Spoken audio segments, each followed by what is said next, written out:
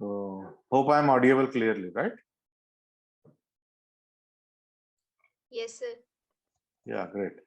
So अब अपन जो है डाटा फ्रेम ऑपरेशंस लेंगे, ठीक है ना। तो डाटा फ्रेम ऑपरेशंस मतलब डाटा फ्रेम पे मतलब वेरियस तरह के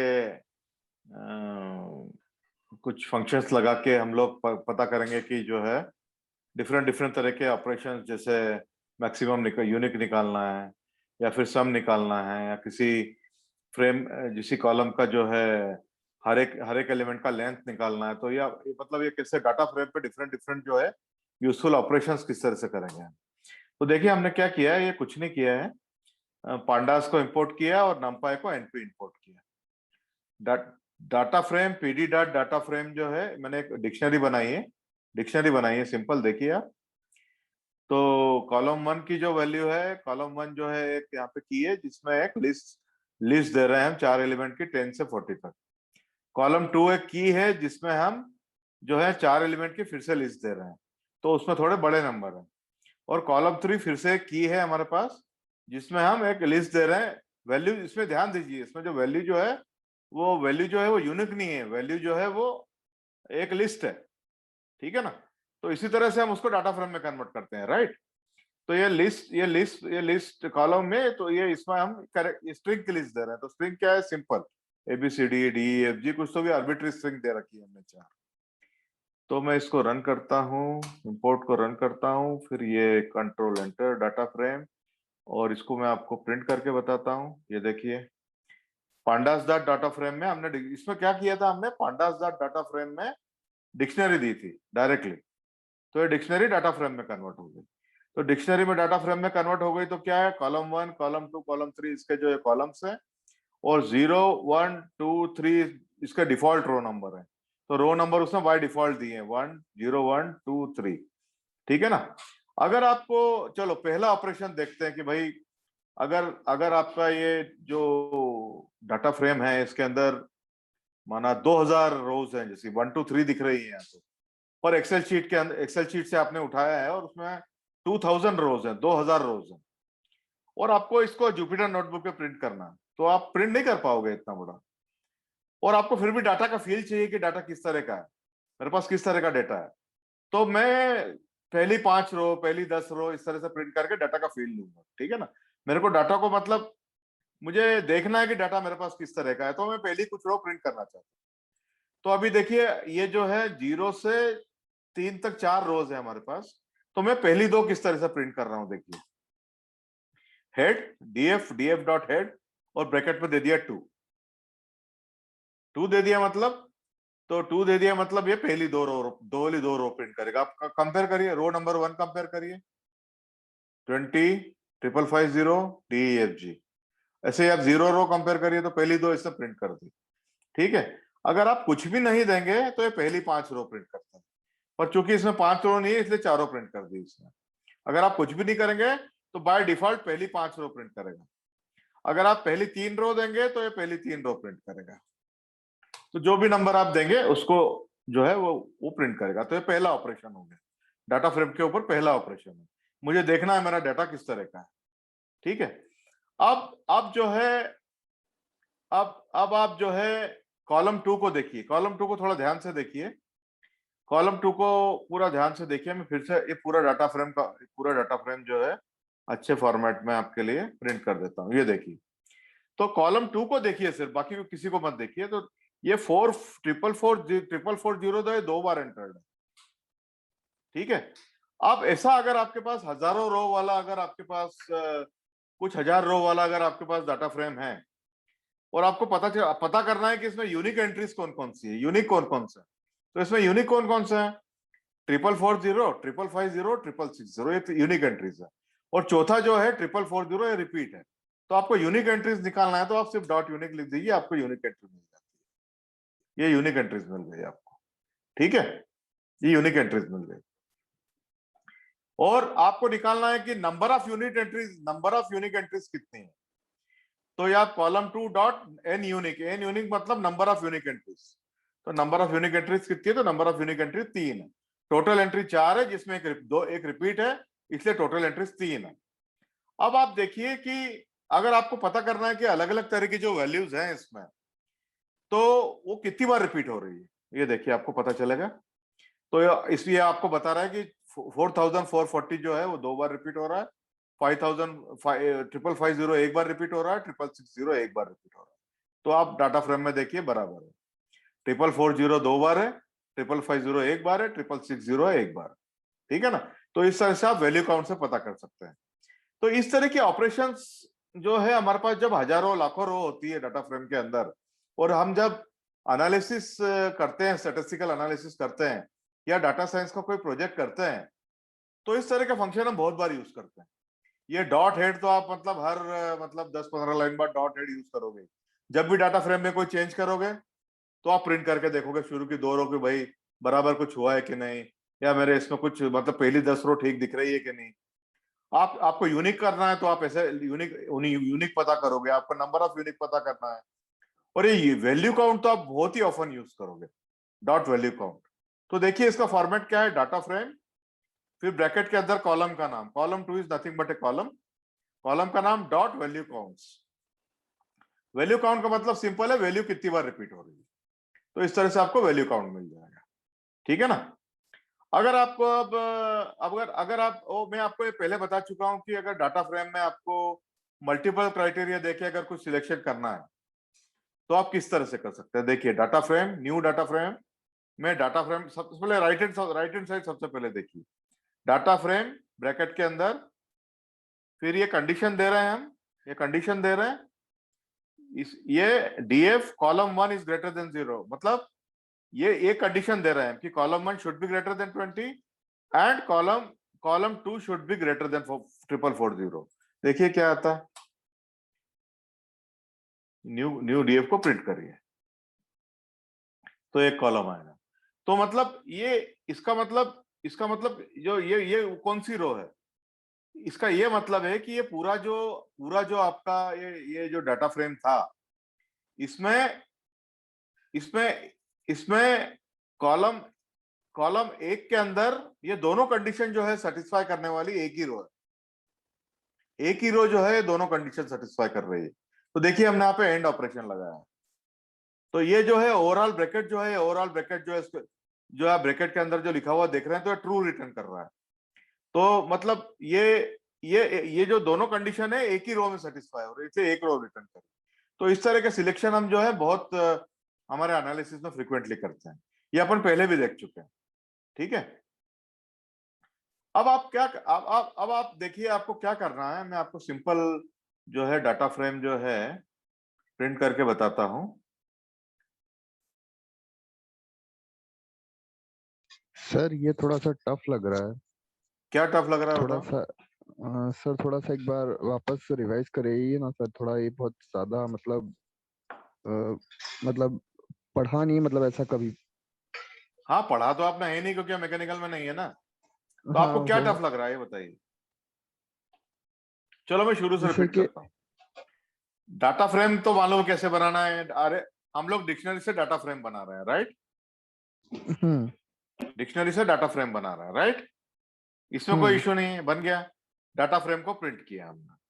डाटा फ्रेम हेड मतलब इसकी शुरू की 5 रो प्रिंट करेगा, अगर आप यहाँ पे 2 दोगे तो शुरू की 2 रो प्रिंट करेगा। इनफ इजी है। ठीक हाँ है। Sir, okay. अब आप कॉलम 2 को देखिए, कॉलम 2 में यूनिक वैल्यूज कितनी है, कॉलम 2 में यूनिक वैल्यू 3 है, क्योंकि 440 4440 जो है वो रिपीट है, देखिए रिपीट है। तो यूनिक वैल्यू कितनी है, 4440 5550 6660। एग्री। सर यूनिक वैल्यू मतलब रिपीटेटिव वैल्यू।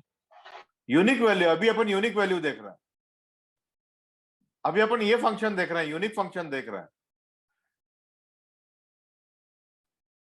ठीक है। सर यूनिक वैल्यू मतलब रिपीटेटिव वैल्यू या और कुछ। यूनिक वैल्यू मतलब सारे रिपीटेशन हटा के यूनिक वैल्यू कौन कौन सी। अब आप सिंपल देखिए ना, यहाँ पे 4440 जो है वो 2 बार रिपीट हो रहा है, तो रिपीटेशन को काउंट नहीं कर रहा है। देखिए तो यूनिक वैल्यू क्या है, अच्छा 4440 5550 6660। ठीक है। Okay okay okay. मतलब ये जो रिपीटेशन था, जो 4440 का रिपीटेशन था, ये काउंट नहीं कर रहा है। जो यूनिक वैल्यूज थे, यूनिक मतलब वैल्यू क्या रिपीटेशन है को काउंट इसमें? नहीं करना है। हाँ, रिपीटेशन को काउंट करे बिना जो वैल्यूज है उसने बता दी।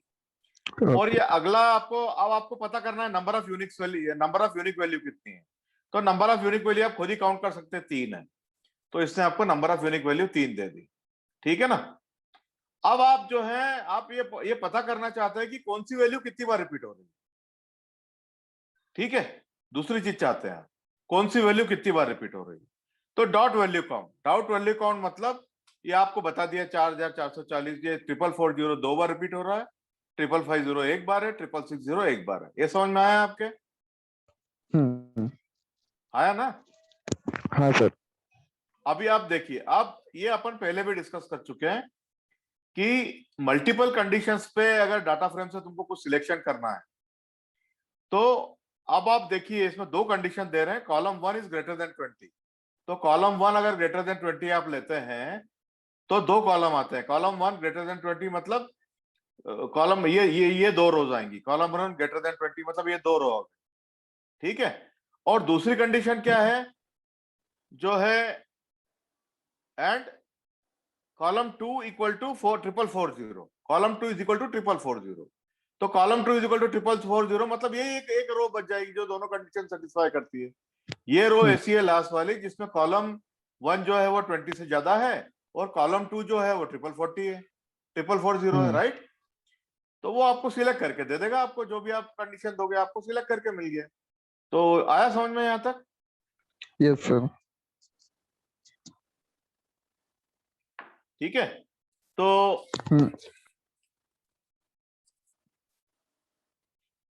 अब आप एक चीज देखिए, ये सिंपल मैं आपके लिए डाटा फ्रेम प्रिंट कर रहा हूं, वापस डाटा फ्रेम प्रिंट कर रहा हूं, डाटा फ्रेम प्रिंट कर रहा हूं। अब आप कॉलम 1 को देखिए, बाकी किसी कॉलम को मत देखिए, कॉलम 1 को देखिए, 10 20 30 40। अब आपको सबको है ना डबल करना है, डबल करना है सबको। तो हमने लैम्डा फंक्शन वगैरह कुछ देखा था ना, तो ये कुछ उसी तरह का है। तो 10 20 इनको सबको डबल करना है, तो एक फंक्शन लिखा हमने, एक फंक्शन लिखा, एक मैं आपको यहां प्रिंट करके बताता हूं, df 10 20 30 40, ठीक है। तो एक फंक्शन हमने लिखा मल्टीप्लाई बाय 2, मल्टीप्लाई बाय 2, ठीक है ना, मल्टीप्लाई बाय 2, मल्टीप्लाई बाय 2, ठीक है। ये फंक्शन लिखा हमने यहाँ। तो क्या करता है, एक वैल्यू y को लेता है और उसका स्क्वायर कर, y को जो है वो 2 से मल्टीप्लाई कर देता है, सिंपल रिटर्न कर देता है। तो इस तरह के फंक्शन हम पहले देख चुके हैं। तो अब हमको क्या करना है कि जो ये फंक्शन जो है पूरे, ये फंक्शन को पूरे कॉलम 1 पे लगाना है, पूरे कॉलम 1 पे लगाना है। तो किस तरह से लगाएंगे, डाटा फ्रेम ब्रैकेट के अंदर कॉलम 1 लिखेंगे, मतलब कॉलम 1 को सिलेक्ट करेंगे, डॉट ये अप्लाई फंक्शन लगाएंगे, dot apply multiply by 2, multiply by 2, multiply by 2। तो देखिए क्या हुआ, कॉलम 1 का क्या हुआ, 2 से मल्टीप्लाई हो गया। मतलब ये जो मल्टीप्लाई बाय 2 जो फंक्शन हमने लिखा था, ये हमको ये सारे एलिमेंट के लिए लगाना है, सारे एलिमेंट के लिए लगाना है कॉलम 1 के, 10 20 30 और 40 सबके ऊपर लगाना है, मतलब सबको डबल करना है।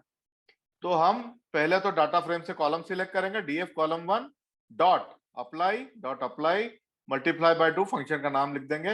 ये मेथड ऑटोमेटिक जो है मल्टीप्लाई बाय 2 जो है सबको जो है 2 से मल्टीप्लाई करी। तो पहले क्या होगा, मल्टीप्लाई बाय 2 फंक्शन में सबसे पहले 10 पास होगा, 10 को पास होगा तो क्या होगा, 2 से मल्टीप्लाई होकर रिटर्न हो जाएगा, तो 20 हो जाएगा। इसी तरह से जब 30 पास होगा तो 30 पास होगा तो 30 से 2 से मल्टीप्लाई होकर 60 हो जाएगा, तो 60 आ गया। 40 पास होगा तो 40 पास हो गया तो 40 इंटू 2 80 हो गया। इस तरह से सबको डबल कर दिया उसने। अगर ऐसे ही आपको स्क्वायर कर दें, आप सबको अगर आपको स्क्वायर करना है, अगर आपको स्क्वायर करना है, ये देखिए सबको अगर आपको सबका स्क्वायर करना है तो ये स्क्वायर हो जाएगा इससे आपका, ये देखिए स्क्वायर हो गया सबका। मतलब कहने का मतलब है कि आप जो भी रिटर्न करेंगे फंक्शन से, वो सारा का सारा जो है वो इसके ऊपर लग जाएगा, पूरा का पूरा। ये समझ में आया आपके नीमा? यस सर आया। Yes sir. Very good. तो ये हो गया आपका अप्लाई फंक्शन। तो एक ये अप्लाई फंक्शन अपन ने सीख लिया है, ठीक है ना।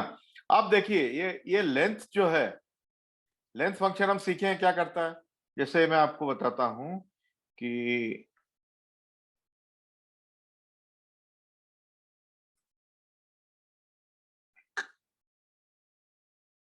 क्या हो गया,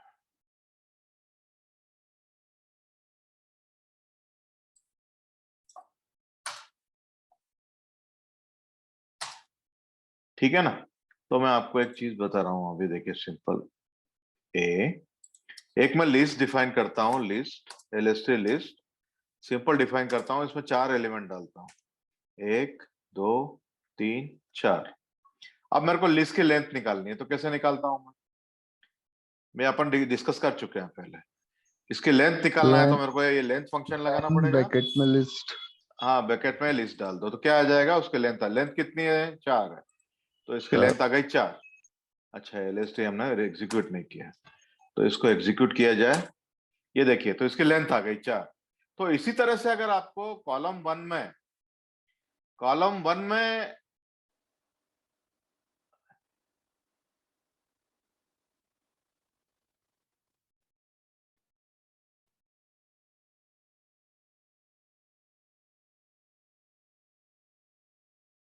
लेंथ वाला कहाँ चला गया, लिखा था।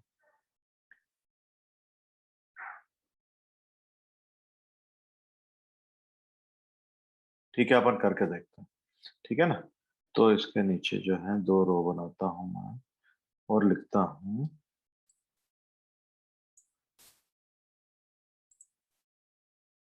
कॉलम कॉलम 3 लेता हूं मैं, क्योंकि एक स्ट्रिंग कॉलम है, स्ट्रिंग कॉलम है, इसको मैं लेता हूं, लेंथ लेता हूं, ऐसे लेंथ लिया। ये देखिए, तो अब मैं क्या कर रहा हूं, ये लेंथ फंक्शन जैसे मैंने लिस्ट के ऊपर लगाया था, तो मेरे को जो है आई गॉट लिस्ट लेंथ। अब मैं अगर ये लेंथ फंक्शन अगर मैं आपको एक बार डीएफ और प्रिंट करके बताता हूं, डीएफ, ये देखिए। तो अगर मैं कॉलम 3 के पहले एलिमेंट पे अगर लेंथ लगाऊंगा तो क्या होगा, एलियन एलियन जो इसका पहला एलिमेंट है, देखिए पहला एलिमेंट एबीसीडी है, तो इस पे अगर मैं लेंथ फंक्शन लगाऊंगा तो क्या होगा, इसकी लेंथ दे देगा। कितनी लेंथ है इसकी, 4 कैरेक्टर है, ठीक है ना। इसको आपको कैरेक्टर में देना पड़ेगा, इसको आपको जो है कोट्स में देना पड़ेगा। ये देखिए 4 लेंथ है, तो मतलब लेंथ फंक्शन मैंने एबीसीडी पे लगाया तो 4। तो इसी तरह से सभी जो है 4 4 के हैं, तो मेरे को लेंथ फंक्शन अगर कॉलम 3 के सभी एलिमेंट पे लगाना है तो मैं वही डॉट अप्लाई फंक्शन अप्लाई करूंगा, और जो है डॉट लेंथ लगाऊंगा तो जो है सभी के ऊपर आ जाएगा, वो सभी के ऊपर लग जाएगा। तो देखिए, तो बता रहा रो 0 में जो है कॉलम 3 4 लेंथ का है, 1 में 2 में 3 में सभी में 4 लेंथ का है, ठीक है। अगर कम ज्यादा भी होती तो बता देता हूँ। अगर आप अब आपको अब आप डीएफ फिर से प्रिंट करिए, मतलब आपको दिखता रहेगा डीएफ। डीएफ अगर आप प्रिंट करेंगे, कॉलम 1 का आपको सबका सम करना है, कॉलम 1 कितना है, सबका सम करना है। तो कितना है इसका सम, बताएगा कोई मुझे, कितना सम है इसका, कॉलम 1 का सम कितना है। 100। यस, तो ये देखिए सम कर देता है, ठीक है ना। इस तरह से अगर आप कॉलम 2 का सम मांगेंगे, देखिए कॉलम टू का सम करना बहुत मुश्किल है, ये तो 1 सेकंड में करेगा। 11110। हाँ, क्या बोल रहे हैं आप। No sir, nothing. तो फिर आप म्यूट पे चले जाइए अगर आप कुछ दूसरा कर रहे हैं तो, ठीक है ना। अच्छा, तो अब आप देखिए इस तरह से आपको सम मिल जाता है। तो अब आप ये देखिए कि मैं आपके लिए डीएफ वापस प्रिंट करता हूँ, ये डीएफ प्रिंट कर रहा हूं मैं यहाँ पे, ये डीएफ प्रिंट कर रहा हूं। अब मेरे को जो है, मुझे डीएफ जो है उसमें कॉलम 1 को हटाना है, परमानेंटली हटाना है, वो इन प्लेस वगैरह सब नहीं देना है मेरे को। तो ये सिंपल कमांड है, delete DL delete DF, column 1 को एक्सेस कर लो, आप कॉलम 1 हट जाएगा, परमानेंटली हट जाएगा। आप प्रिंट करके देखिए डीएफ को, कॉलम 1 परमानेंटली हट गया। सिंपल कमांड है कॉलम का हटाने की, ठीक है ना। और अब अगर आपको अगर आपको डीएफ, अभी डीएफ पे देखिए 2 ही कॉलम बचे हैं, कॉलम 2 और कॉलम 3। तो इसके आपको अगर सब कॉलम चाहिए, सारे कॉलम चाहिए, कॉलम के नाम चाहिए, तो डीएफ डॉट कॉलम्स लिख दिए। ये आपको बता देगा कि इस डीएफ, जो डीएफ नाम का डाटा फ्रेम है, इसमें 2 कॉलम है, कॉलम 2 और कॉलम 3। ये आपको बता देगा। अगर आपको इंडेक्स चाहिए, सारी इंडेक्स चाहिए, इसमें इंडेक्स कितनी है, तो इंडेक्स देखिए, इसमें इंडेक्स 0 से लेकर 3 तक है, 0 से लेकर 3 तक है। तो 0 से लेके स्टॉप इज 4, स्टेप इज 1। तो इस तरह से इंडेक्स बता देता है। 4 जो है, हम कभी भी मतलब हम जो है ये इससे एक कम तक होता है इंडेक्स हमेशा। मतलब इसमें टोटल 4 एलिमेंट, मतलब ये बता रहा है इसमें 4 एलिमेंट है, 4 है टोटल, और 0 से चालू हो रही है। स्टेप मतलब इसमें गैप एक एक से है। समझ में आया स्मृति आपके? यस सर, आ गया। कॉलम्स भी पता, मतलब एक भी ऐसा अपन ऑपरेशंस कर रहे हैं जो इसके ऊपर जो कर रहे हैं अपन, सारे सारे ऑपरेशन है जो हम डाटा फ्रेम के ऊपर कर रहे हैं। तो ये क्यों, मतलब ये सारे एनालिसिस में जो है हमारे काम में आते हैं। ठीक है, अच्छा, तो अब आप जो है डाटा फ्रेम को सिंपल प्रिंट कर रहे हैं। ये प्रिंट किया अपना डाटा फ्रेम को। ठीक है, तो इसमें अभी 2 ही कॉलम बचे हैं, कॉलम 2 और कॉलम 3। ठीक है, अब आपको देखिए इसमें कॉलम को सॉर्ट करना है। सॉर्ट करना मतलब असेंडिंग ऑर्डर या डिसेंडिंग ऑर्डर में जमाना। तो अब आप कैसे जमाएंगे? देखिए अभी क्या है, अभी अभी से ही वो है ना, 440 जो है वो नीचे है, 440 नीचे है, और 500 पता है भाई सॉर्टेड नहीं है ये। इसमें 550, 650 असेंडिंग ऑर्डर में नहीं। तो आप करिए simple DF dot sort values, DF dot sort values by column 2। देखिए तो ये क्या हुआ, ये देखिए अभी सॉर्ट जो पहले देखिए और बाद में देखिए क्या हुआ। 440 440 ये इंक्रीजिंग ऑर्डर में सॉर्ट हो गया। 440 440 एक साथ हो गए। 5550 और 4440 दो जो थे वो एक साथ हो गए। 5550 और 6660 जो है वो एक साथ हो गए। तो ये सॉर्टिंग हो गया। और इसी तरह से आपको डिसेंडिंग करना है, तो आप यहाँ कुछ तो मतलब एक कमांड या कुछ डिसेंडिंग ऐसा कुछ लिख सकते हैं यहाँ पे। डिसेंडिंग तो डिसेंडिंग में भी कर देता है। एक कमांड, सिंपल कमांड देके आप उसको डिसेंडिंग में भी कर सकते हैं। तो अभी उसका सिंटेक्स सिंटेक्स मेरे को देखना पड़ेगा उसका। पर मैं अभी आपको, जैसे आप असेंडिंग, असेंडिंग मतलब बाय डिफॉल्ट होता है, और डिसेंडिंग में भी आप कर सकते हैं सेम तरीके से। तो उसका भी एक सिंपल जो है यहाँ पे, अगर आप ब्रैकेट में एक और ऑप्शन दे देंगे डिसेंडिंग, तो वो डिसेंडिंग ऑर्डर में सॉल्व हो जाएगा। ठीक है, अच्छा अभी आप डीएफ को प्रिंट कीजिए। डीएफ में वापस प्रिंट कर रहा हूं, यहाँ पे डीएफ प्रिंट कर रहा हूं। यहाँ पे कोई नल वैल्यू नहीं है, देखिए यहाँ पे कोई नल वैल्यू नहीं है, यहाँ कोई नल वैल्यू नहीं है। पर क्या होता है कि जब कोई हमारे पास डाटा फ्रेम आता है, डेटा जब भी आता है डाटा फ्रेम के फॉर्म में, तो सारे कॉलम जो है वो पॉपुलेटेड नहीं होते हैं। क्या होता है, कभी डाटा मिसिंग होता है, कभी डिलीट हो जाता है, या कभी मतलब कोई मतलब जो डाटा एंट्री ऑपरेटर होता है वो एंटर ही नहीं करता है। तो बहुत सारे कॉलम जो होते हैं मिसिंग होते हैं। मतलब कॉलम कॉलम की वैल्यू मिसिंग होना बहुत कॉमन चीज है। तो हमको पता लगाना होता है कि कौन से कॉलम में कितने मिसिंग है, कौन से कॉलम में कितने मिसिंग है। तो ये देखिए इस तरह का ऑपरेशन दे सकते हैं आप, डीएफ डॉट इज नल। तो इज नल मतलब आप देखिए कॉलम 2 में, कॉलम 2 कॉलम टू में पता चला आपको, कॉलम 2 में जो है कोई भी नल नहीं है इसमें। अगर अगर कहीं नल होता तो यहाँ पे ट्रू हो जाता। और आपको एक और कमांड बता देता हूं मैं इसमें आपको, इज नल डॉट सम कर दीजिए आप इसका। तो देखिए क्या बोल रहा है, कॉलम 2 में 0 नल है, कॉलम 3 में 0 नल है। अब आप ये ट्रू फॉल्स देखने के बजाय आपके लिए ये जो लाइन नंबर 61 है उसकी ये कमांड ज्यादा यूजफुल है आपके लिए। DF dot is null dot sum, मतलब इज नल पहले तो चेक करो कि कहाँ नल है, और जहां जहां भी नल है उनको आप सम करके दे दो हमको। तो देखिए ये बता रहा है कॉलम रो में 0 नल है, मतलब एक भी नल नहीं है। कॉलम 3 है, इसमें एक भी नल नहीं है। इस तरह से आप जो है ये चेक कर सकते हैं कि किसी कॉलम में कितनी नल वैल्यू है। तो इस तरह से आप चेक कर सकते हैं। तो अगर आपको, मैं आपको ये कमांड ड्रॉप एन बाद में बताऊंगा। एक ड्रॉप एन कमांड, अगर आप नल नल जितने भी आप अगर चाहते हैं कि जिस जिस रो में भी नल है उसको ड्रॉप करना है, तो उसको ड्रॉप कर सकते हैं। तो ये नल इतना इंपॉर्टेंट क्यों होता है? क्योंकि डाटा फ्रेम में अगर बहुत सारी वैल्यू नल होगी तो हमारी जो मशीन लर्निंग के जो मॉडल्स होते हैं, जो भी मैथमेटिकल एल्गोरिदम होते हैं, उनको कुछ ना कुछ वैल्यू आपको देना पड़ेगा। या तो 0 देना पड़ेगा या तो -1 देना पड़ेगा वहां पे। पर आप नल वैल्यू या ब्लैंक छोड़ के नहीं दे सकते। अगर आप ब्लैंक ब्लैंक छोड़ दोगे तो आपका जो डाटा मॉडल या जो भी आप एल्गोरिदम लगाओगे वो एरर देगा आपको।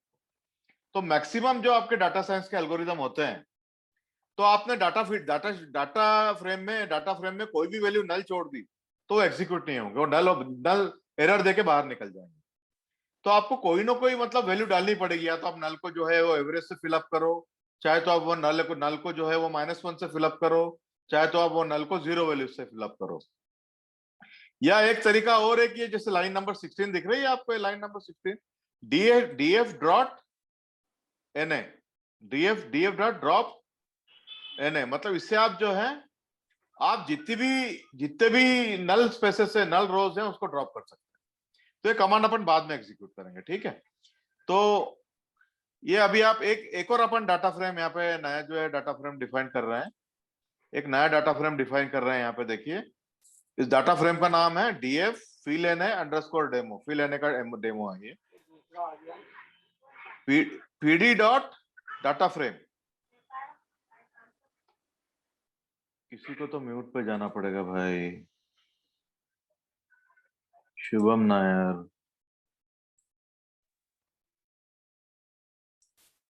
ठीक है, तो ये मतलब जैसे अब आप देखिए कि अब ये देखिए एक अब क्या हो रहा है यहाँ पे। पहले आप देखिए, फिर मेथड आप बाद में समझिएगा। एक मैंने सिंपल डाटा फ्रेम डिफाइन किया है, तो इसमें देखिए दो इंपॉर्टेंट चीजें। एक तो कॉलम 1 में लास्ट वैल्यू जो है np.nan है। np.nan का मतलब होता है ये नल वैल्यू है, नॉट ए नंबर। np मतलब numpy dot not a number. Column 2 में जो है वो पहली वैल्यू नल है, पहली वैल्यू नल है, ठीक है। और कॉलम 3 में कोई भी वैल्यू नल नहीं है, कॉलम 3 में कोई भी वैल्यू नल नहीं है। तो आप इसको एग्जीक्यूट करिए और वही वाली कमांड लगाइए जो अपन ने ऊपर लगाई थी। ये वाली कमांड जो थी वो लगाइए आप, ये सम वाली, ये जो अपन ने लगाई थी ना नल पता लगाने के लिए। तो देखें नल देता है क्या अपने को। ये डाटा फ्रेम का नाम है, ये df, ये नल डेमोड इज नल, ये देखिए। तो अब ये क्या बोल रहा है, देखिए कॉलम 1 में एक नल वैल्यू है, कॉलम 2 में एक नल वैल्यू है, और कॉलम 3 में 0 नल वैल्यू है। बराबर बताया इसने, जबकि है कॉलम 1 में जो है वो फोर्थ एलिमेंट नल है, और कॉलम 2 में जो है फर्स्ट एलिमेंट नल है। तो बराबर बताया देखो इसने, इस कमांड में इज नल एंड सम। तो इससे आपको पता चल जाएगा। अब आपको, चूंकि आपके data science algorithm null value लेते नहीं है और आपको नल वैल्यू को कुछ ना कुछ वैल्यू से फिलअप करना है, तो आप किस तरह से फिलअप कर सकते हैं, देखिए। तो आप जो है इस तरह से फिलअप कर सकते हैं उनको कि मेरे को फिलअप करना है 101 से फिलअप करना है, ठीक है। मैं फिलअप करना चाहता हूं इसको 101 से। जो नो नल वैल्यू है इसको मैं इस तरह का बड़ा नंबर फिल कर देता हूं, ताकि आपको जो है डिफरेंशिएट करने में इजी रहेगा। तो मेरे को ये दोनों नल वैल्यू जो है कॉलम 1 का फोर्थ एलिमेंट और कॉलम 2 का फर्स्ट एलिमेंट, इनको जो है ये 10001 नामक नंबर से रिप्लेस करना है। तो देखिए ये कमांड क्या है, data frame dot fill na, और उसके बाद वो चीज दे दीजिए जिससे आपको फिलअप करना है। तो ये नंबर अपन एग्जीक्यूट कर रहे हैं, ये देखिए। तो आप देखिए कॉलम 1 का फोर्थ एलिमेंट जो नॉट ए नंबर था, कॉलम 1 का फोर्थ एलिमेंट जो नॉट ए नंबर था, वो वहां पे अपना अपन जो भरना चाहते थे वो आ गया। और कॉलम 2 का जो नॉट ए नंबर था, वहां पे अपन जो भरना चाहते थे वो आ गया। तो इस तरह से आप फिलअप कर सकते हैं, ठीक है। तो मैं यहाँ पे जो है अभी 1 मिनट का ब्रेक ले रहा हूं, अगर किसी को कोई यहाँ क्वेश्चन है तो पूछ सकता है।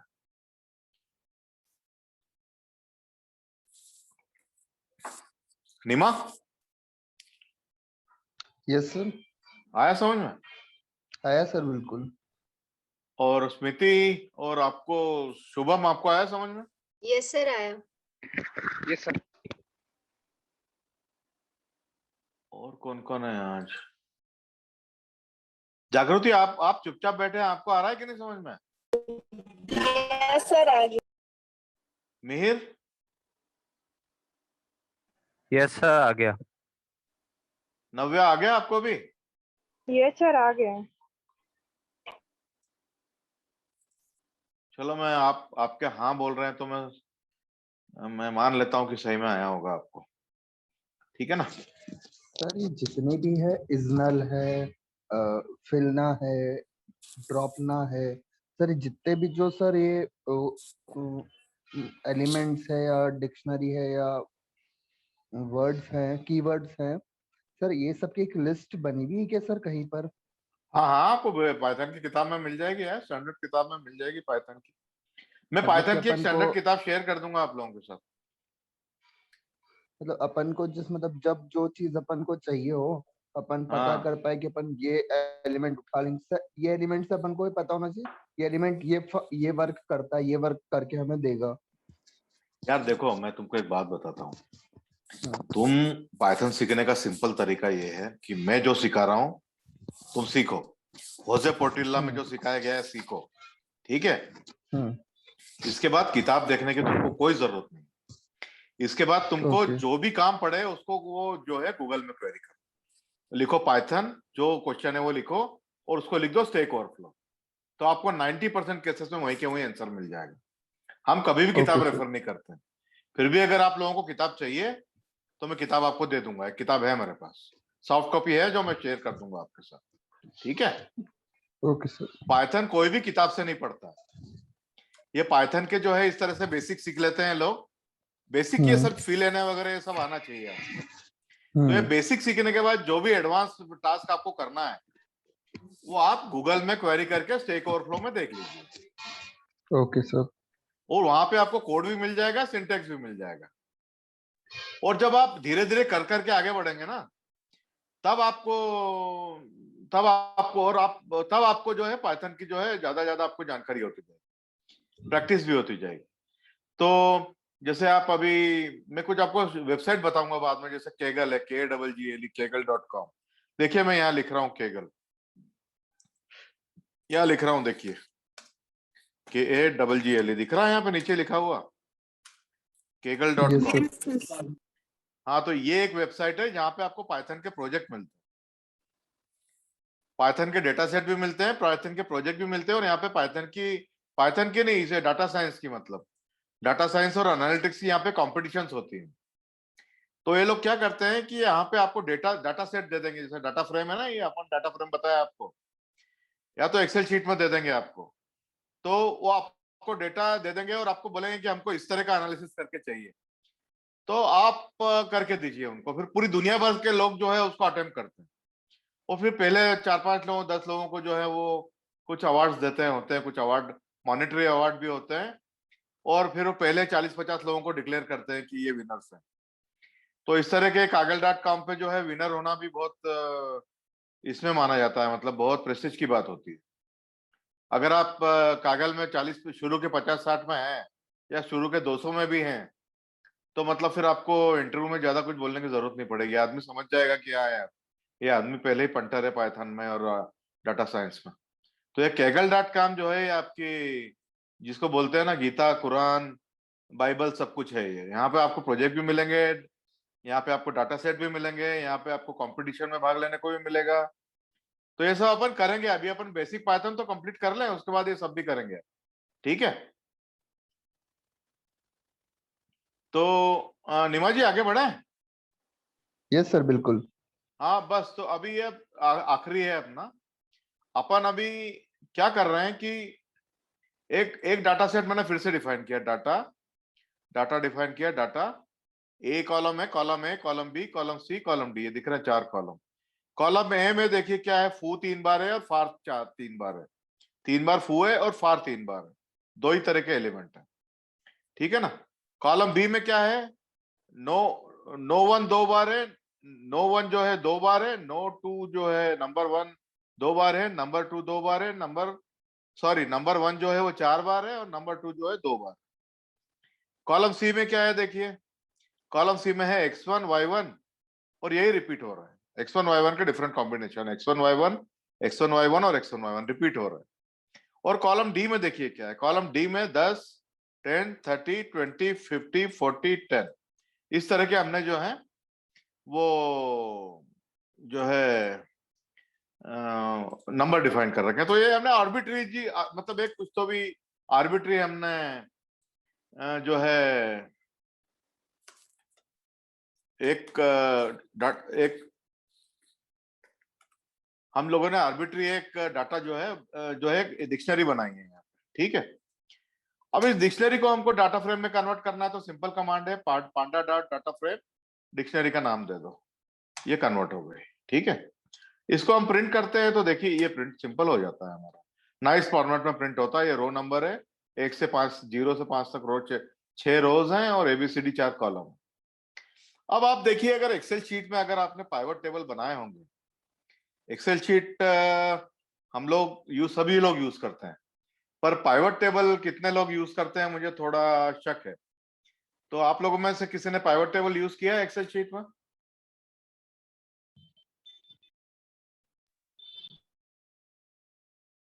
आप लोगों में से किसी ने यूज किया है पाइवट टेबल एक्सेल शीट में? नो सर, अच्छा, नाम तो पहली सर बार सुना। कोई बात नहीं, कोई बात नहीं। तो ये आप थोड़ा है देखिए क्या जगलरी हो रही है अभी यहाँ पे। मैं क्या दे रहा हूं, df dot pivot table values equal to D, मतलब डी की वैल्यू जो है वो डी से उठाएगा।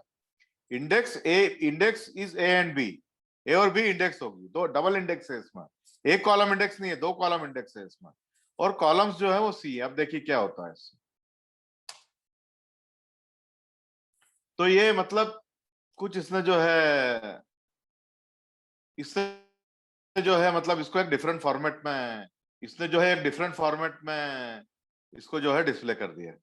तो अब मैं आपको समझाने जाऊं पाइवट टेबल क्या होता है तो थोड़ा ऑड हो जाएगा, पर इसको देखिए आप, इसने देखिए पहले क्या किया, जो है इंडेक्स ए और बी है, इंडेक्स है ना। तो ये देखिए फार जो है ना, फार ये आउटर इंडेक्स बन गई क्योंकि ए हमने आउटर इंडेक्स डिफाइन की है। बी मतलब क्या है, दूसरा कॉलम है तो इनर इंडेक्स हो गई। तो फार में 2 है, 1 और 2 यूनिक है, फू में 1 और 2 यूनिक है, तो ये इनर इंडेक्स हो गई। तो इसमें डबल इंडेक्स है, और इसमें फिर जो है जो डी की जो वैल्यूज है वो इसने जो है अलग तरीके से डिस्प्ले करके बता दी। जो x1 y1 है उसको कॉलम बना दिया, और डी की जो रोज थी उसको उसने जो है x1 y1 के अंडर में डिस्प्ले कर दी। तो थोड़ा आप पायलट टेबल ये अभी आप ऐसे ही सिंटैक्स देख लीजिए आप, इसमें कुल आप मिला के सर कहें तो टेबल को शॉर्ट फॉर्म में रिप्रेजेंट किया है। हाँ, तो मैं आप इसको अभी अप्रिशिएट नहीं भी करें तो चलेगा। मैं क्या करूंगा, आपको एक एक्सेल शीट में पाइवट टेबल बना के बताऊंगा, ठीक है। और उसके बाद आप घर जाके फिर इसको देखिएगा, यस सर। ठीक है। तो अब एक्सेल शीट का टेबल मेरे को तैयार करके आना पड़ेगा। तो एक्सेल शीट का टेबल मैं अभी तो नहीं बता रहा, पर मैं लिख लेता हूं अभी कि आपको बताने का है वो एक्सेल शीट का टेबल, एक्सेल शीट का पाइवट टेबल, ठीक है।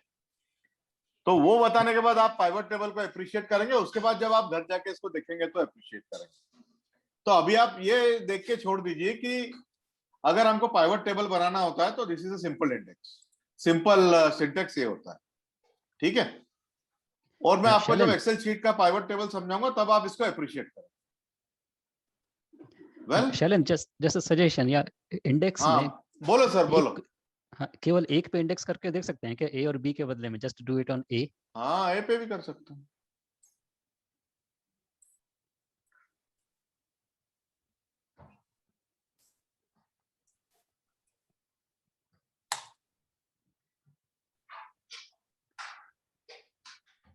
बी हटा ही दिया ना उसने, क्योंकि बी हम यूज ही नहीं कर रहे हैं, बी यूज ही नहीं कर रहे हैं, नंबर ऑफ रोज भी कम कर दी उसने।